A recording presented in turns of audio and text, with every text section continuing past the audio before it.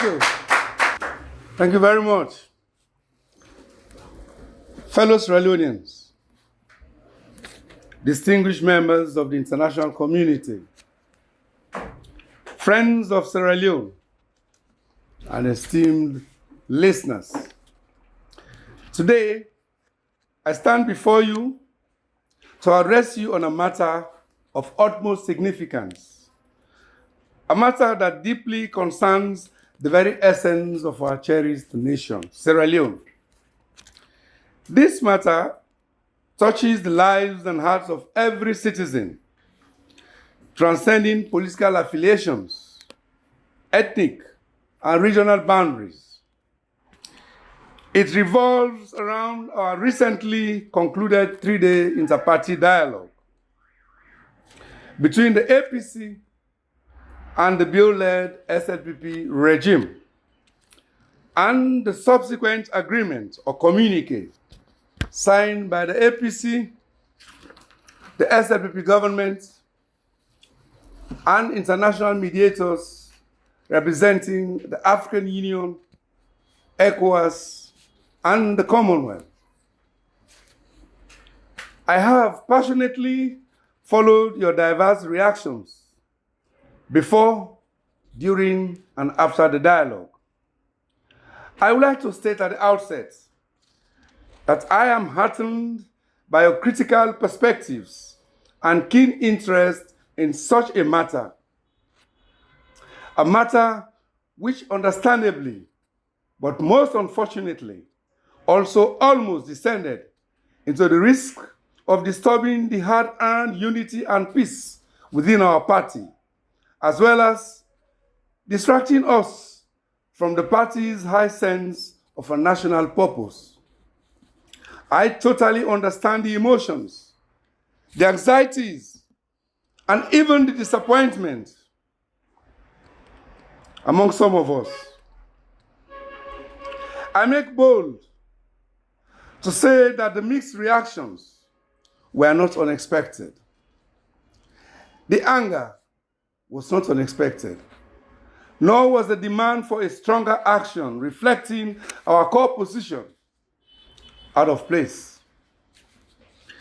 The leadership of the APC party engaged very actively and constructively in the dialogue, without losing focus on any of the party's ideals and positions.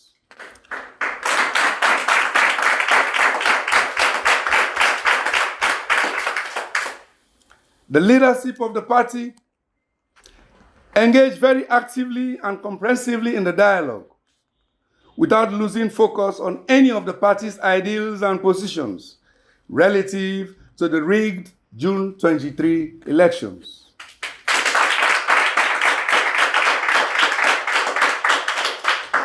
I wish to inform our dedicated members, supporters, and the wider public that our mandatory 9 delegates to the dialogue, co-led by the party national chairman, Honorable Alhaji Minka Lumansere, and myself, and an additional 11 technical advisory committee members, led by my running mate, Honorable Cherno Ramadan Majuba, presented our party's concerns, our apprehensions, and our demands through a strongly articulated position paper as guided by our National Advisory Committee.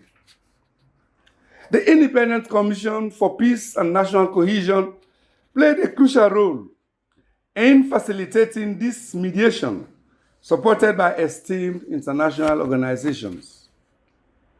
We believe that the divisive political atmosphere triggered by Mr. Mohamed Kone's hasty and premature announcement of election results and subsequent declaration of the incumbent President Julius Maada Bio and the SLP party as the winners of the June 24, 2023 presidential, parliamentary, and local council elections was most unprecedented in Sierra Leone or even anywhere else in the world.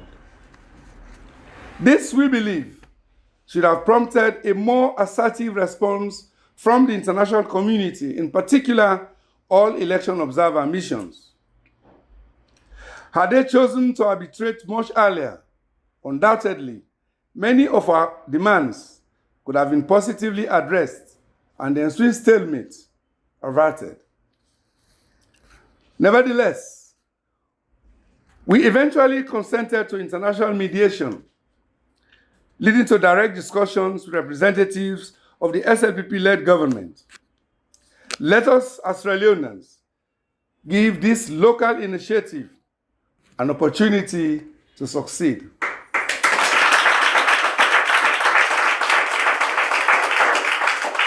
Thank you. The communique contains several constructive provisions and benchmarks that, if honestly and patriotically addressed and in good faith, can help restore the will of the people and uphold true democracy.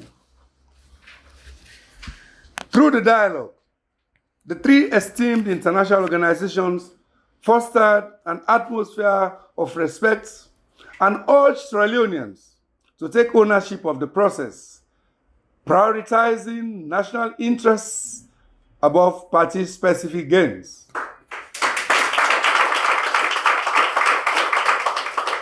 While we upheld these principles, the APC party remains steadfast in achieving a solution that safeguards the integrity of our democratic process and secures the trust of our populace.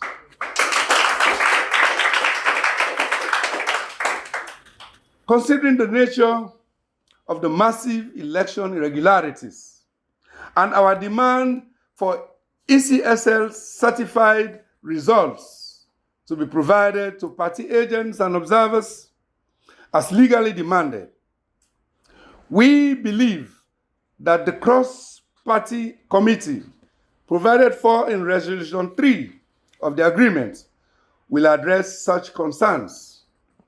Both sides have agreed that this committee will review within 6 months the 2023 electoral cycle, taking into account various stages, including voter registration, voter card issuance, ballot paper procurement, election day procedures, vote tallying, tabulation, and results announcements.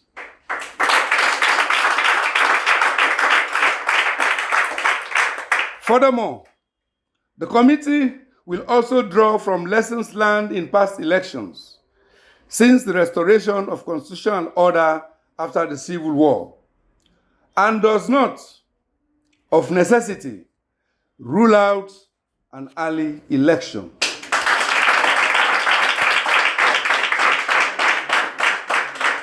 The preamble of the communique underscores the sacredness of our country's laws, with both parties committing to uphold the rule of law.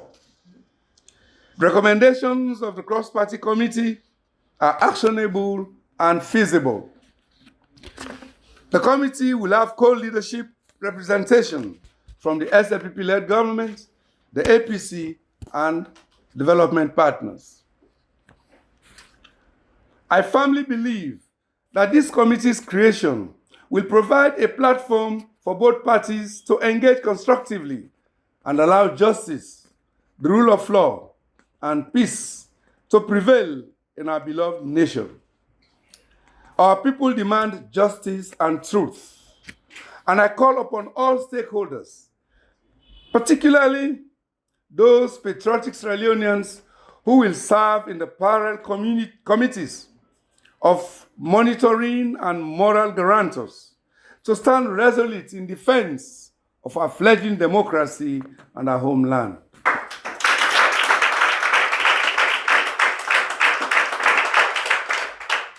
The cross-party committee will also look into matters of political violence, excessive use of force by the security forces, extrajudicial killings, and harm to innocent citizens. Most importantly, the committee is tasked with reviewing the June 24, 2023 elections and provide recommendations to address the concerns raised by the APC, serving as a guide for future elections. In the face of these developments, we recognize that several party members are unjustly detained, and many have sought refuge in Freetown and other parts of the country, facing challenges associated with relocating to a new environment. Some have even fled the country. We have called for the release of detainees and the cessation of politically motivated court cases.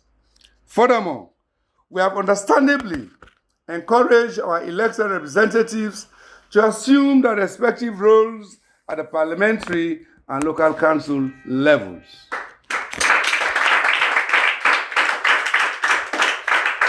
We sincerely appreciate their sacrifice and determination. We congratulate them and wish them well.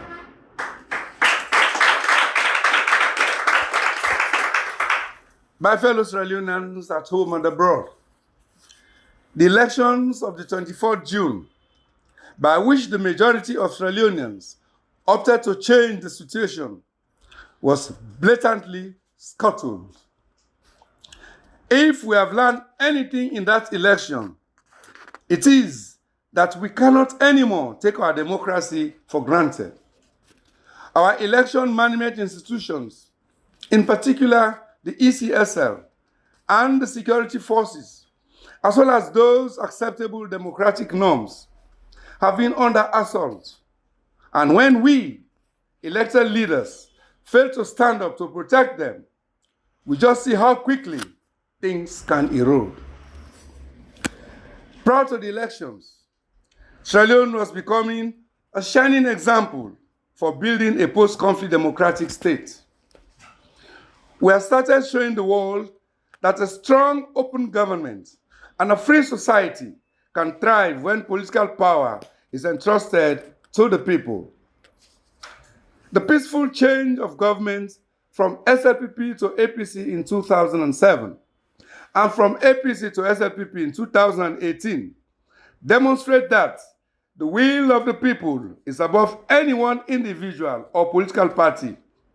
And when voters are allowed to choose their leaders in a free, fair, and transparent vote, power can be transferred and sustained peacefully.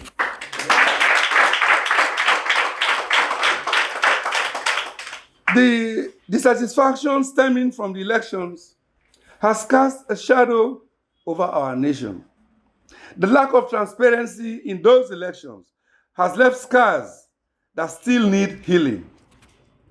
The perception that jobs are reserved for specific tribes, regions, or political party activists has sown seeds of discord.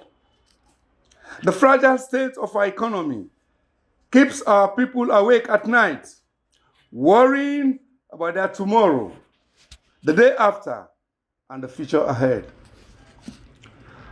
Hurtful circumstances like these require calm nerves, clear thinking, and oftentimes unpopular, hard decisions.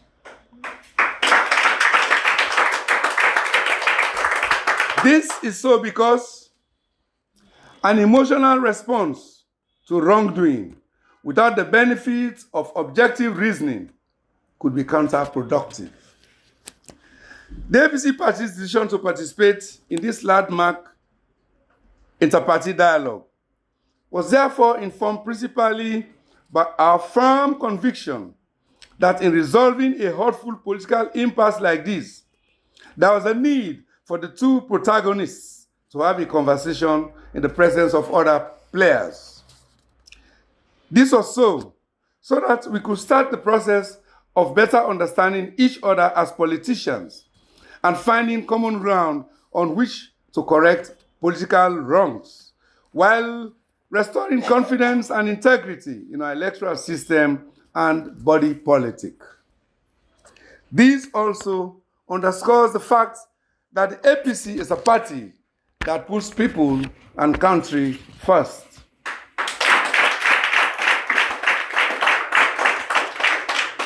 President Bio's recent address to the nation, while endorsing the dialogue agreement in its entirety, effectively conveyed a message of intent for restoring national unity, democratic values, inclusive governance, cooperation, and a commitment to resolving political differences for the nation's benefit. It recognizes the role of external partners. It emphasizes the importance of national institutions and highlights a collective will to move forward. This encourages political cooperation and sets a positive tone for Sierra Leone's future. The President's call for collective responsibility and national development aligns with the inspirations of the citizens and is very much appreciated by the APC. In the spirit of cooperation, the APC commits to working collaboratively with the government to implement the provisions of the communique and ensure that the aspirations of Sierra Leoneans are realized. We believe that this dialogue should not be seen as the end, but as the beginning of a new chapter in our nation's history. A chapter characterized by inclusivity, accountability, transparency, and progress.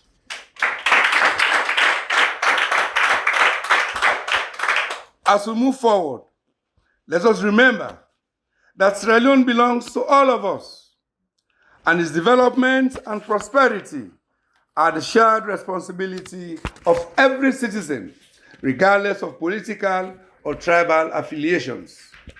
Together, we can build a Sierra Leone where the democratic principles we hold dear translate into tangible improvements in the lives and livelihoods of all Sierra Leoneans.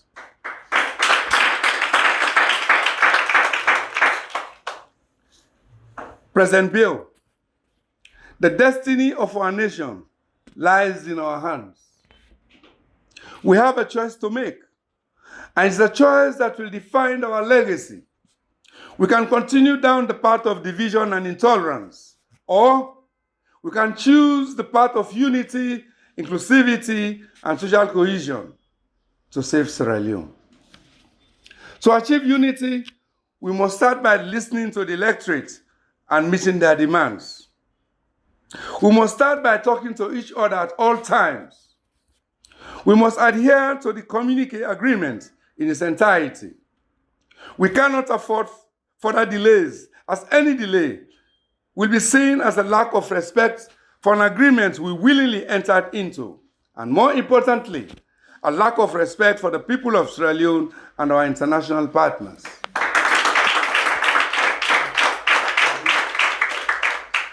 The All People's Congress Party understands the importance of peace and unity in Sierra Leone. We in the APC family firmly believe that a divided country is a weakened country. We recognize that the communique is not a destination, but a starting point towards restoring the unity, justice, democracy, and social cohesion that our nation so desperately needs. Today, we reaffirm our commitment as a party to this agreement, and we pledge to work with the government to ensure that it becomes more than just words on paper. Let us remember that responsibility to unite our country and foster social cohesion is not the sole burden of one political party, but a collective endeavor that requires all of us. Let us work together, hand in hand, to build a Sierra Leone where every citizen enjoys equal rights, equal opportunities, and where our diversity is strength, and where peace and unity prevail. Once again, I extend profound sympathy to the families of those who lost their loved ones, those who have suffered the indignity, political intimidation, as well as those who were maimed or who lost their properties before, during, and after the election, just out of political misdirection. Political expediency should be put above your ultimate sacrifices, but not above the supreme interest of the nation.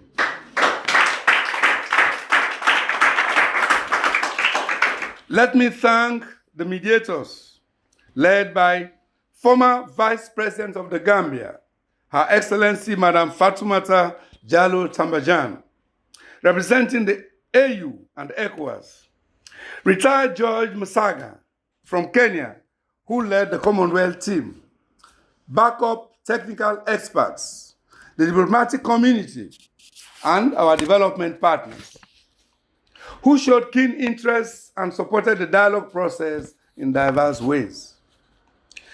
Thanks also to the Peace Commission and the SLPP-led leadership for their role toward a successful inter-party dialogue. We all deserve tremendous thanks and appreciation for our understanding, even at a time when there is a range of several non-election related sufferings that are hitting us hard in our daily spheres of life. I cannot help but to continue to plead very passionately that we exercise patience and remain resolute as we advance the dialogue process. The dialogue was not meant to be controversial or confrontational. It really should not be. This is something we all should want to sustain as we strive to restore confidence in our interpersonal relations and in our election system. I hereby wish to reiterate my unyielding commitment to continue to advance and protect your supreme interests, no matter who you are or what tribe, region, or political inclinations you belong to. It is only in challenging times like these that our true strength, our sincerity, our togetherness will shine. We can be a voice for the voiceless, advocate for social justice, and champion to overcome the causes that divide us as a people. My resolve is unshakable, and my commitment to our ideals unwavering. For the cleaning up of our heavily tainted and corrupted election system, and bringing back our development on track, I am leading, and I will continue to lead a good fight for a noble cause to the glory of God.